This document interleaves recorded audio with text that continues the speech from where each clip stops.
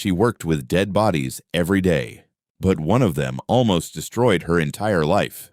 This girl worked at a morgue. Every day she would prepare the bodies of the deceased, applying makeup and even painting their nails. She always talked to them as if they were still alive. She genuinely loved this work. One day, a gurney carrying a body was wheeled into the room by a young man who worked as a gravedigger. Over time, the two began to talk. They had things in common and felt they understood each other. The girl noticed that the young man had developed feelings for her, but she had no intention of leaving her fiancé. Then one day, a body was brought to her morgue. When she pulled back the white cloth from the face, she froze in horror. It was the gravedigger. She broke down in tears and began gently wiping his body with a towel. But as she continued, she noticed something unexpected. Unable to hold back her curiosity, she climbed on top of him.